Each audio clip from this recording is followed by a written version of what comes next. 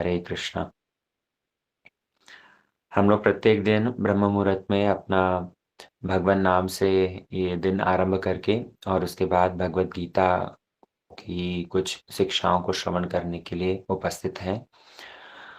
हम लोग गीता महात्म्य को विगत 3-4 दिनों से श्रवण कर रहे थे। और गीता जो कि भगवान की ही मुख निसृत वाणी है, इसके अंदर समस्त जगत वासियों के अधिकार है। समस्त जगत वासियों को इसके अंदर श्रवण करने के लिए उपयोगी है, ऐसा हम लोग विगत कुछ क्लासेस में चर्चा कर चुके हैं। कल हम लोग श्रवण कर रहे थे कि किस प्रकार भगवत गीता जो कि भगवान ने कुरुक्षेत्र की रणभूमि में, महाभारत जहाँ पर हुआ है, उस रणभूमि में गीत अर्जुन के माध्यम से हम जगतवासियों को सुलभ करवाई। और ये कुरुक्षेत्र में जो महाभारत का युद्ध होगा, तो युद्ध से पूर्व किस प्रकार वहां पर परिवेश था। हमने कुछ महाभारत के कुछ हिस्ट्री को जरा श्रवण किया था, क्योंकि काफी लोगों को महाभारत के इन कंटेंट्स जो कॉन्टेक्स्ट है उसके विषय में बहुत ज़्यादा ज्ञान नहीं। तो कुछ उस विषय में भी हमने इतिहास की चर्चा करी थी। विशेष करके हमारे शास्त्रों को श्रुति और स्मृति इन दो भागों में बांटा गया है। पुराण इत्यादि, संहिता, वेद, उपनिषद जितने कुछ हैं, तो मोटा मोटी अगर हम देखें तो ये दो विभाजन किए जाते हैं। एक को कहा जाता है श्रुति और एक कुछ कहा जाता है स्मृति। श्रुति, जैसे कि नाम से ही पता चल रहा है, श्रुति शास्त्र किन्हें कहा जाता है। श्रुति शास्त्र वो होते हैं जो कि स्वयं भगवान की मुख निसृत वाणी है, जो स्वयं भगवान ने वर्णन किए और उसे श्रवण करके एज इट इज लिख दिया गया। हमारे कृष्ण के ही शक्तावेश अवतार श्री कृष्ण द्वैपायन वेद व्यास जी, उन्होंने ही सारे ग्रंथों को रचना करी है। उन्होंने ही ग्रंथ सारे लिपिबद्ध किए हैं। तो जिस समय पर भगवान की वाणी को एज इट इज, जो कुछ भगवान ने वर्णन किया, वो उस वाणी को एज इट इज जब लिख दिया जाता है, तो उसे कहा जाता है श्रुति। जो एज इट इज सुना, वो एज इट इज वर्णन कर दिया। तो भगवत गीता ये, क्योंकि भगवान की ही मुख निसृत वाणी है, भगवान और अर्जुन के बीच में जो कॉन्वर्सेशन हुआ था, तो वही कॉन्वर्सेशन वेद व्यास जी ने एज इट इज लिख दिया है। इसलिए Bhagavad Gita is qualified to be called as Shruti. Bhagavad Gita श्रुति कहा जाना चाहिए। लेकिन स्मृति किसे कहा जाता है? स्मृति शास्त्र वो होते हैं जो कि भगवान से सुन तो लिया या अन्य किसी व्यक्ति से श्रवण तो किया, और श्रवण करके उसको मनन करके उसको और ज्यादा एक्सप्लेनेटरी फॉर्म में या उसको और ज्यादा स्पष्ट वर्णन करने के उद्देश्य से जब डिटेल रूप में लिखा गया है, सपोर्टिव एग्जाम्पल्स के साथ में, और कुछ फैक्ट्स दे करके या कुछ तथ्य इत्यादि दे करके, युक्तियों के माध्यम से जब इस तरह से चीजों को वर्णन किया जाता है, तो उसे कहा जाता है स्मृति। जो कुछ पूर्व में सुना था, उस सुने हुए ही कंटेंट को स्मरण करके जो बाद में और वर्णन किया जाता है, तो उसे कहा जाता है स्मृति। और जितने पुराण हमारे हैं, जितने इतिहास है, जैसे रामायण हुआ, महाभारत हुई, तो ये सब के सब स्मृति के अंतर्गत आते हैं, क्योंकि ये इतिहास है, हिस्ट्री है ना। तो हिस्ट्री एक समय पहले घटित हो गई है, और जिन लोगों ने उस हिस्ट्री को, उस घटना को घटते हुए देखा है, तो उसी को ही परवर्ती काल में लिखते हैं, तो स्मरण करके लिख रहे हैं। इसीलिए ये इतिहास जितने भी होते हैं, इनको स्मृति कहा जाता है। तो अब यदि विचार किया जाए, महाभारत एक इतिहास है, और इतिहास होने के कारण स्मृति क्वालिफाइड है, स्मृति कहा जाएगा। लेकिन क्योंकि इस महाभारत का ही एक अंश भगवत गीता है, तो भगवत गीता वो तो भगवान की साक्षात मुख निसृत वाणी है, एज इट इज वर्णित है। तो भगवत गीता इसीलिए श्रुति भी है और स्मृति स्मृति भी है। भगवत गीता को श्रुति शास्त्र भी कहा जाएगा और स्मृति शास्त्र भी कहा जाएगा। भगवत गीता इन दोनों के लिए ही क्वालिफाइड है। और भगवत गीता भगवान की ही मुख निसृत वाणी है, जैसा हमने डिस्कस किया था। तो ऐसे इस भगवान की मुख निसृत वाणी के अंदर इसकी महिमा और बढ़ जाती है ना। हम लोग श्रवण कर रहे थे कि इस प्रकार शास्त्रों में अलग-अलग एडजेक्टिव्स दे करके इस बात को समझाया गया है। और भगवद गीता भगवान ने अर्जुन के माध्यम से जब वर्णन की है, कल मैं बतला रहा था कि ये कोई रिलीजियस बुक नहीं है। ये एक ऐसा ग्रंथ है जिसके अंदर भगवान ने आत्म तत्व के विषय में चर्चा करी है। और क्योंकि प्रत्येक जीव के अंदर ही आत्मा है, चाहे अब वो सनातनी हो, चाहे वो अंत्यज हो, चाहे वो क्रिश्चियन हो या चाहे वो पशु-पक्षी, कीट-पतंग ही क्यों ना हो।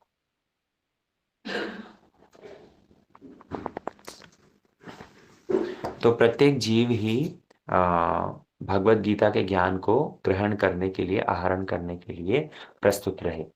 दूसरी बात, भगवद गीता केवल मात्र एक ग्रंथ नहीं है, उसके अंदर कितनी सारी साइंटिफिक और फिलॉसॉफिकल तरीके से ज्ञान को बतलाने का भगवान ने प्रयास किया है। इसलिए आप लोगों ने यदि सुना हो विक्रम साराभाई का नाम, ये विक्रम साराभाई इनको father of the space program कहा जाता है। जो भाभा एटॉमिक सेंटर है, तो वहाँ उनके हेड हैं ये। तो ये विक्रम साराभाई ये एक समय पर अपने सेंटर में बैठ करके भगवद गीता पढ़ रहे थे और उसी समय पर वहाँ एक नया साइंटिस्ट कोई आया है। तो नए साइंटिस्ट ने जैसे ही देखा कि एटॉमिक सेंटर में, रिसर्च सेंटर के अंदर बैठ करके कोई भगवद गीता पढ़ रहा है, तो उस व्यक्ति से प्रश्न करने लगे, बोले तुम कौन हो और तुम्हें पता नहीं तुम कहाँ बैठे हो? अरे ये एटॉमिक रिसर्च सेंटर है, one of the famous atomic research centre Bharat का, और तुम यहाँ पर बैठ करके इस तरह से भगवत गीता पढ़ रहे हो, एक रिलीजियस बुक पढ़ रहे हो। उस समय पर विक्रम साराभाई ने उनको इग्नोर करके वापस अपना पढ़ते गए। कुछ देर बाद में किसी गार्ड ने आकर जब उनको सैल्यूट किया, तो वो पूछने लगा कि तुम इनको सैल्यूट क्यों कर रही हो, कौन है? बोले तुम इनको नहीं जानते? बोले नहीं। बोले ये father of the space program है, ये विक्रम साराभाई है। और उसको सुनते ही वो नया साइंटिस्ट जो है वो अचंभित हो गया कि कैसे पूरे स्पेस प्रोग्राम की जो ओनर है, वो स्वयं यहाँ उपस्थित होकर के और भगवत गीता पढ़ रहे हैं, और मैं इनसे उल्टी सीधी बातें कह रहा था। तो कहने का उद्देश्य ये है कि भगवत गीता ये कोई धार्मिक ग्रंथ नहीं है। इस भगवत गीता के अंदर भगवान ने अर्जुन के माध्यम से हम जगतवासियों को हर तरह का ज्ञान दिया है। जो बहुत ही निम्न से निम्न अधिकारी, बल्कि नास्तिक व्यक्ति भी हैं, उन लोगों के लिए भी भगवान ने इसके अंदर कुछ ना कुछ कंटेंट रखा है। और जो श्रद्धावान है उनके लिए उस तरह का ज्ञान उपलब्ध है। जो भगवत भक्त हैं उनके लिए उस तरह का ज्ञान है। और जो अर्जुन की तरह शरणागत और कृष्ण के प्रति एक संबंध युक्त भाव रखते हैं, जैसे कृष्ण का और अर्जुन का एक मैत्री भाव था, और उस मैत्री भाव होने के कारण ही भगवान ने अर्जुन को सर्वगुह्यतम ज्ञान भी प्रदान किया। ठीक उसी प्रकार जो भक्त लोग कृष्ण के प्रति संपूर्ण रूप में शरणागत होकर के, कृष्ण से संबंध युक्त होकर के इस भगवत गीता को पढ़ते हैं, तो ऐसे में ये भगवत गीता उन लोगों के लिए सर्वगुह्यतम ज्ञान भी रिवील करती है। ठीक है? इसलिए हम लोग जो भगवत गीता में प्रवेश करेंगे, भगवत गीता में विशेष करके 5 विषयों की चर्चा की गई है। हम जितनी भी हमारी क्लासेस होगी इनके अंदर इन 5 विषयों का ज्ञान हमें भगवत गीता से प्राप्त होगा। सबसे पहले भगवान ने अपने विषय में बतलाया है। ईश्वर तत्व का ज्ञान जो है, वो भगवत भगवत तत्व का जो ज्ञान है, आपको भगवत गीता से प्राप्त होगा। दूसरा, भगवान ने आत्म तत्व के विषय में अर्थात जीव के विषय में बताया है। हम जीवों के विषय में, हम जीव, समस्त जीव, हम जो भगवान के अंश हैं, हम जो आत्मा स्वरूप है, ये आत्मज्ञान भगवान ने हमें प्रदान किया है। तीसरी चीज, भगवान की जो ये प्रकृति है, जो भी हम आसपास दर्शन करते हैं, भगवान की प्रकृति के विषय में भगवान ने भगवत गीता में बताया है। भगवान अर्जुन को वर्णन करते हैं, हम आगामी क्लासेस में सुनेंगे। अहम सर्वस्व प्रभो मत्त सर्वम प्रवर्तते इति मत्वा भजन्ते माम बुधा भाव समन्वित। तो भगवान स्वयं वहां पर अपनी तर्जनी उंगली को पॉइंट आउट करके और बड़े अहंकार से वर्णन कर रहे हैं कि अहम सर्वस्व प्रभु, हे अर्जुन, मुझसे ही ये समग्र जगत प्रकट हुआ है। मैं अहम सर्वस्व प्रभु, मैं सभी का ही प्रभु हूँ, मैं भगवान हूँ। और मत्तः सर्वम प्रवर्तते। इस जगत में जो कुछ भी तुम देखते हो वो सब का सब मुझसे ही प्रकट हुआ है। इति मत्वा भजन्ते माम बुधा भाव संबंधित। जो बुद्धिमान व्यक्ति है वो इस तथ्य को स्वीकार करके और मेरा भजन करते हैं। इसलिए भगवान ने आत्म तत्व के विषय में अर्थात जीव के विषय में, दूसरी बात अपने विषय में, और तीसरी बात भगवान की जो प्रकृति है, मत्त सर्वम प्रवर्तते, तो इस प्रकृति के विषय में, इन तीनों विषय के बारे में ज्ञान भगवत गीता में दिया। चौथी, काल के विषय में भगवान ने भगवत गीता के अंदर बतलाया है। ये काल कैसे अतिवाहित होता है और कैसे काल के माध्यम से ही इस जगत में परिवर्तन हो रहा है। काल कैसे मेरा ही स्वरूप होकर के एक रूप में कंट्रोल कर रहा है। तो वो सारा ज्ञान भगवान ने भगवत गीता में दिया। और सबसे पांचवी जो अंतिम वस्तु है वो है कर्म। कर्म किसे कहते हैं, कर्म के कितने विभाजन हैं, और कर्म अकर्म विकर्म क्या सब बातें हैं, वो सारी बातें भी कृष्ण ने भगवत गीता में आगे बतलाई है। तो इसमें से जो ये चार वस्तुएं हैं, आत्मा, परमात्मा अर्थात जीव, भगवान, प्रकृति और काल, ये चार चीजें अपरिवर्तित है। इन चार चीजों को बदला नहीं जा सकता। जो पांचवी चीज है कर्म, ये कर्म केवल मात्र बदले जा सकते हैं। कैसे बदलना है उनको, क्या सब है, वो हम आगे श्रवण करेंगे। लेकिन मुख्य करके इन पांच वस्तुओं के बारे में भगवत गीता के अंदर चर्चा है, जिसके अंदर से चार अपरिवर्तित है और पांचवी जो कर्म है वो कर्म परिवर्तन किया जा सकता है। और हमें भगवत गीता समझने के लिए अर्जुन की भांति ही शरणागत होना होगा। हम आगे श्रवण करेंगे अर्जुन ने किस प्रकार कृष्ण की शरणागति ग्रहण करी है। तो इसीलिए हमें भी अर्जुन के प्रति कृष्ण चरणों में शरणागत होकर के कृष्ण के प्रति एक संबंध युक्त भाव जागृत करके भगवत गीता को समझने की कोशिश करनी पड़ेगी। नहीं तो भगवत गीता समझी नहीं जा सकती। भगवत गीता जैसे आप प्रत्येक दिन कथा श्रवण करेंगे, क्लास श्रवण करेंगे, श्रवण करने के उपरांत आपके पास में जो भगवत गीता का एडिशन हमारे गुरुवर्गों ने प्रकाशित किया है उसको स्वयं भी पढ़ें, अध्ययन करें। तो उसके माध्यम से क्या होगा, जो कुछ श्रवण किया है वो चीज आप हृदयंगम कर पाएंगे। नोट्स बनाने के लिए तो कल हमने कहा ही था। ठीक है, आइए भगवत गीता के विषय में हम लोग आगे अब चर्चा करेंगे। भगवत गीता के अंदर इन टोटल 18 अध्याय हैं। और कल भी हमने बतलाया था कि ये तो एक कॉन्टिन्यूस कॉन्वर्सेशन था। केवल मात्र वेद व्यास जी ने इनको क्या किया है, 18 चैप्टर्स के अंदर, अध्यायों के अंदर बांट करके अलग अलग चैप्टर का अलग अलग एक शीर्षक प्रदान किया है, एक टाइटल प्रदान किया है। तो सबसे पहला चैप्टर जो है वहां पर भगवत गीता की भूमिका, जो युद्ध भूमि का जो चित्रण है वो दिया गया है, सेटिंग अप द सीन। दूसरे चैप्टर के अंदर भगवान ने भगवत गीता में एक पूरा ओवरऑल व्यू दे दिया। इसको कहा जा सकता है भगवत गीता का सार, है ना। पूरी भगवत गीता के अंदर क्या सब चर्चा होगी वो सारा सब बतलाया जाता है। देखो, एक जो अच्छा वक्ता होता है, एक अच्छा वक्ता की शैली होती है कि सपोज 1 घंटे का लेक्चर है, एक टीचर है, आज सपोज वो कुछ पढ़ाने जा रहा है। तो सबसे पहले वो ये वर्णन करेगा कि मैं मेरे 1 घंटे के क्लास के अंदर कौन कौन से टॉपिक्स, कौन कौन से कंटेंट कवर करूंगा। और उसके बाद में डीप डाइव करके एक एक चीज को फिर वो एक्सप्लेन करते करते जाता है ना। सबसे पहले इंट्रोडक्शन दिया जाता है, इंट्रोडक्शन के बाद में क्या क्या पॉइंट डिस्कस होंगे वो सब पॉइंट, बुलेट पॉइंट्स लिखे जाते हैं।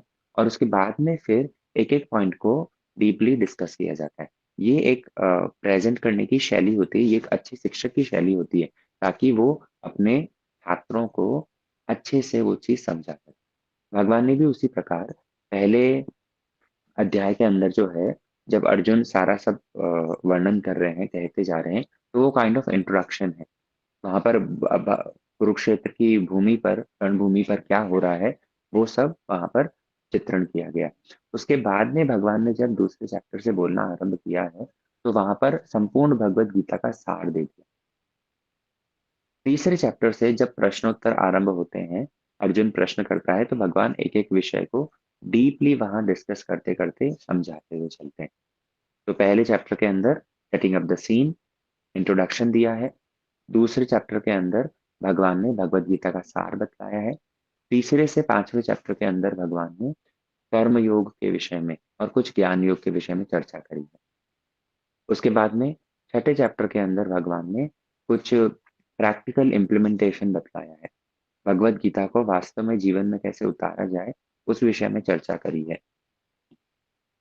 7वें से 12वें चैप्टर, इन 6 अध्यायों में भगवान ने भक्ति योग की चर्चा करी है। और फिर वापस से 13वें अध्याय से लेकर के 17वें अध्याय तक ज्ञान योग की चर्चा करी है। और सबसे अंतिम अध्याय 18वें अध्याय के अंदर भगवान ने कंक्लूजन दिया है।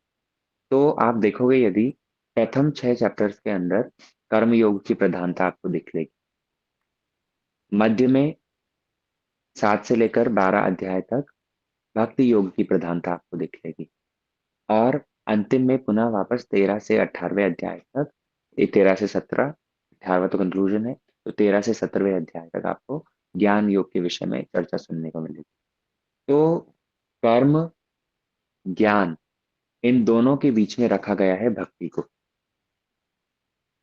तो भगवत गीता को यदि कोई पढ़े, तो भगवत गीता के लिए संत लोग उदाहरण देते हैं, Bhagavad Gita is a kind of sandwich, एक स्टफ्ड सैंडविच है।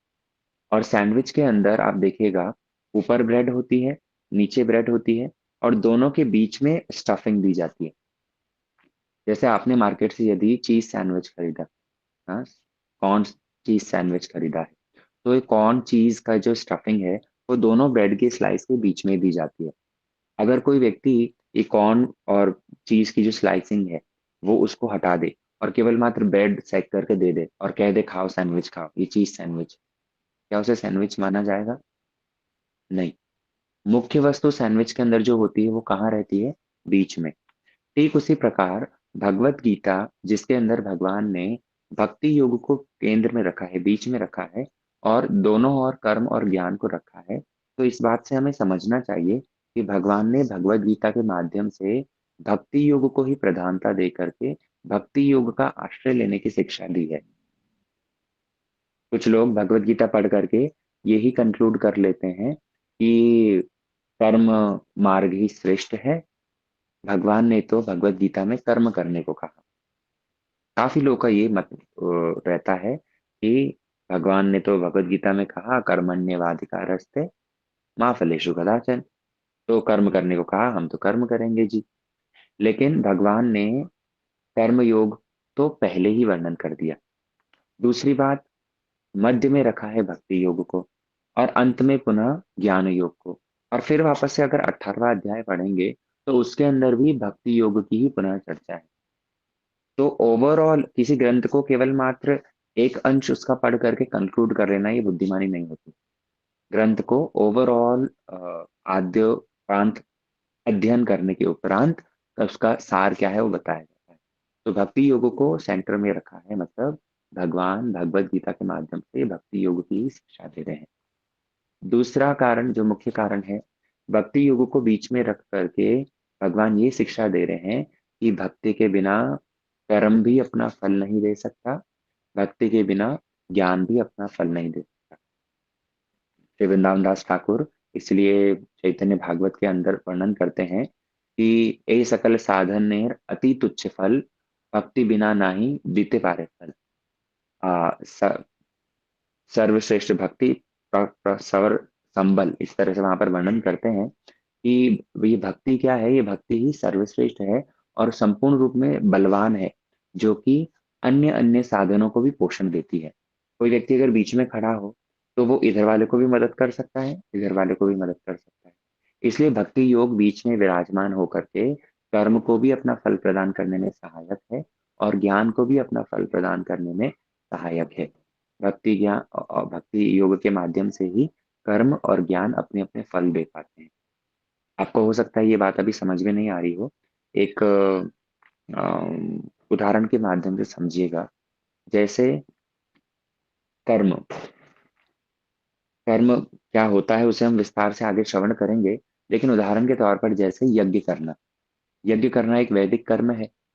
तो उस वैदिक कर्म को जब भी यज्ञ को किया जाता है, तो वो यज्ञ के साथ में विधि है कि यज्ञ के अंत में सब कुछ भगवान को समर्पित करना पड़ता है। भगवान को वहां पर मंत्र आता है जहां पर वर्णन आ रहा है कि हे प्रभु, जो कुछ भी था ये आपको हम समर्पित कर रहे हैं। और दूसरी बात, ये यज्ञ कर्म जब किया जाता है तो यज्ञ कर्म के बाद में भगवान नाम संकीर्तन किया जाता है। तो भगवान नाम संकीर्तन करते हैं, भगवान नाम संकीर्तन ये तो भक्ति का अंग है। तो भगवान नाम संकीर्तन यदि किया जा रहा है तो उसका कारण क्या है? शास्त्र में बतलाया, मंत्रितस तंत्रितस छिद्रम देश कालर्ह वस्तुतः सर्वम करोति निश्चिद्रम अनुसंकीर्तनम तव। कि हे प्रभु, यज्ञ करते वक्त कुछ मंत्र में त्रुटि होगी, कुछ तंत्र में त्रुटि हुई होगी, या देश काल परिस्थिति जिस तरह की भी त्रुटि हुई है, वो सारी की सारी त्रुटियां सर्वम करोति निश्चिद्रम, वो सारे के सारे जो छिद्र हैं, सारे के सारे दोष हैं, वो सब के सब दोष दूर हो जाते हैं। कैसे? बोले अनुसंकीर्तनम तव, आपका नाम संकीर्तन करने से। इसलिए जब तक यज्ञ के उपरांत, आप हमारे मठों में तो आपने देखा ही होगा, एक तरफ यज्ञ होता है तो यज्ञ के उपरांत साइड में ही भक्त लोग नाम संकीर्तन करते रहते हैं। और साथ साथ पैरेलली यदि नाम संकीर्तन ना भी हो तो अंत में तो भगवान नाम संकीर्तन करते करते ही यज्ञ की परिक्रमा की ही जाती है। तो ये कर्म भी अपना फल स्वतंत्र रूप में प्रदान नहीं कर सकता जब तक भक्ति की सहायता ना ले। इसलिए भक्ति को रखा बीच में। दूसरी बात, ज्ञान।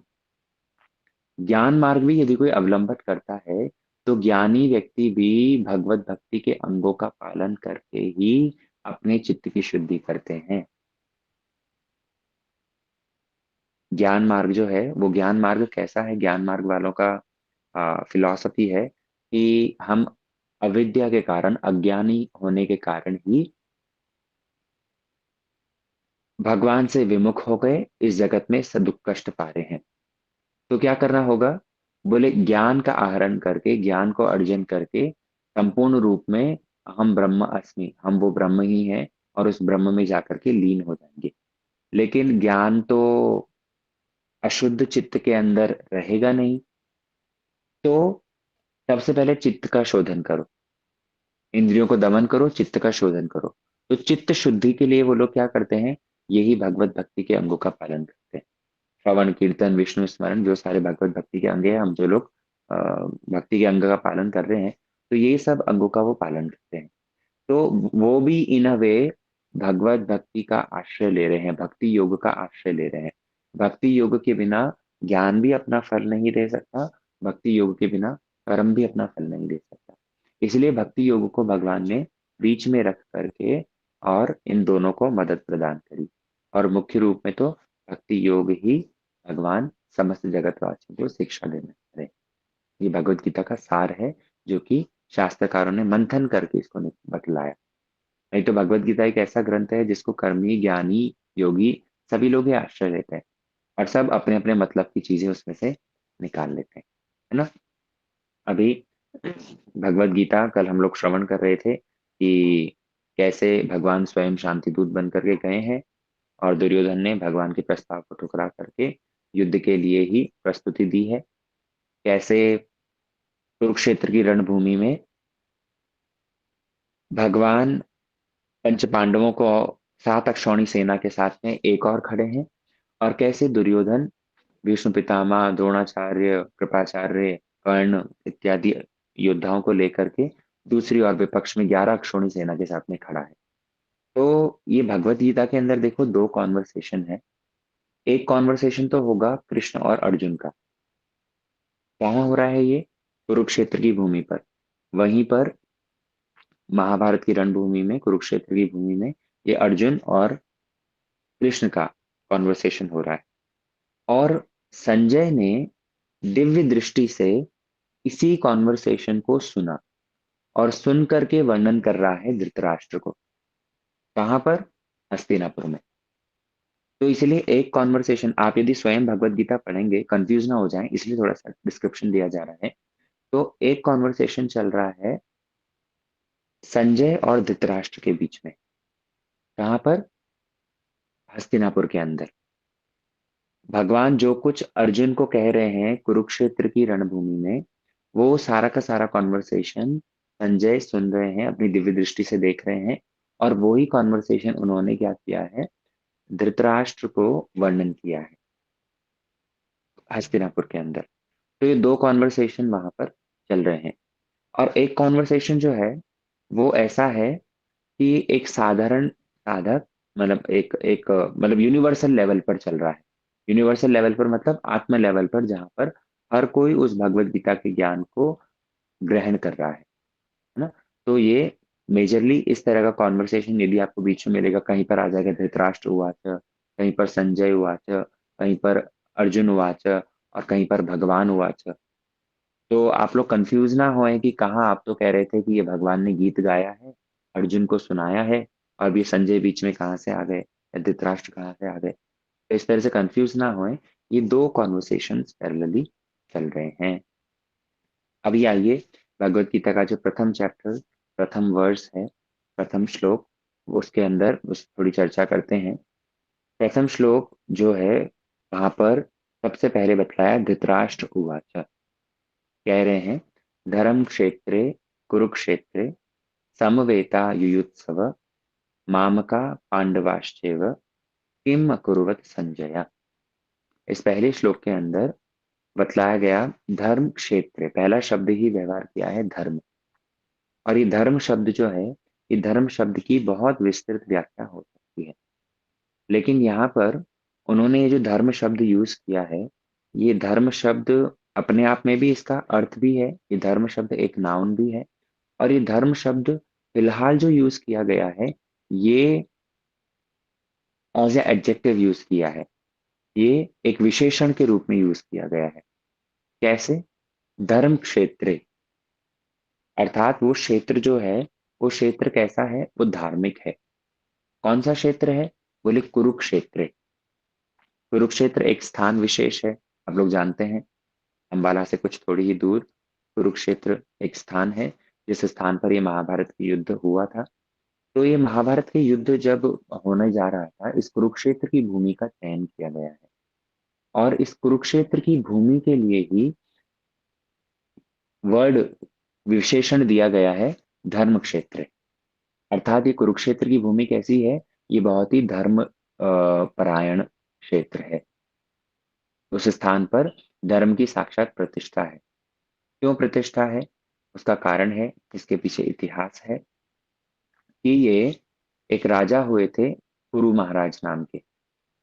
तो ये कुरु राजा ने क्या किया था, उसी भूमि के ऊपर हल चलाया था, स्वयं खेती कर रहे थे। हल चलाते मतलब बहुत विराट लैंड था। तो उस विराट लैंड के ऊपर वो जब हल चला रहे थे और इतना परिश्रम कर रहे थे राजा होते हुए भी, तो इंद्र के मन में संशय आ गया। इंद्र के मन में संशय आ गया वहां पर। वो इंद्र बार बार आकर के उनको मना करता, एक बूढ़े का रूप धारण कर लेता। इंद्र भेष बदल करके आता और एक बूढ़े का रूप धारण करके उनको बोलता, बोले आप यहाँ ये यज्ञ वगैरह मत कीजिए, आप ये क्यों चला रहे हैं, हल क्यों चला रहे हैं? आप तो देश के राजा हैं, आपको तो किसी बात का अभाव नहीं, आप छोड़ दीजिए। वो लेकिन बार बार तब भी राजा मानते नहीं थे। तो बार बार जब उन्होंने आकर के मना किया, अंत में तो राजा इंद्र ने क्या किया, उनके सामने ही आकर खड़े हो बोले, मैं आपको ये हल चलाने नहीं दूंगा, आप इसे छोड़ दीजिए। आप इसके बदले में जो कुछ भी चाहते हैं वो मुझसे वर मांग लीजिए। अब राजा कुरु समझ गए कि ये बूढ़ा दरिद्र मेरे को कह रहा है कि वर मांग लो, तो ये कोई साधारण तो है नहीं।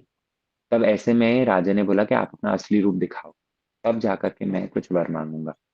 तो उस समय इंद्र अपना असली रूप दिखलाते हैं, और उस समय पर राजा कुरु कहते हैं कि ठीक है, आपके कहने से मैं ये हल चलाना बंद कर दूंगा, मैं इस भूमि से चला जाऊंगा, लेकिन आपको मुझे वरदान देना होगा कि ये भूमि अत्यंत धर्मपरायण रहे, और इस भूमि के ऊपर यदि किसी भी व्यक्ति की मृत्यु होगी तो उसको स्वर्ग प्राप्ति होगी। तो इंद्र ने उसको तथास्तु कह दिया, ये सोच करके कि चलो कम से कम मेरी गद्दी तो बची, क्योंकि राजा अगर यज्ञ वगैरह करते, अगर इसी तरह से हल चलाते, तो उसके फलस्वरूप मेरी गद्दी चली जाती। तो इस स्थान पर यदि कोई मृत्यु को प्राप्त होगा, वो स्वर्ग में आ जाए, स्वर्ग भोग करे, उसमें कोई आपत्ति नहीं। राज इंद्र ने उनको इस तरह से वरदान दिया था।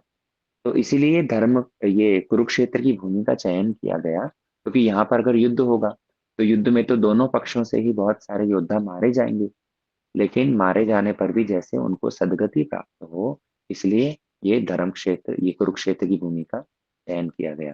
और इसीलिए इस कुरुक्षेत्र की भूमि को धर्म क्षेत्र कहा जा रहा है। इसी भूमि के ऊपर बहुत सारे यज्ञ भी किए गए थे। ये भी एक कारण है। और भी कई सारे कारण वहां पर विश्वनाथ चक्रवर्ती ठाकुर ने अपनी टीका में दिए हैं कि क्यों इस कुरुक्षेत्र की भूमि का चयन हुआ और क्यों इस कुरुक्षेत्र की भूमि को धर्म क्षेत्र कहा जा रहा है। हम लोग कल की क्लास में फिर विस्तार से सुनेंगे ये प्रथम श्लोक।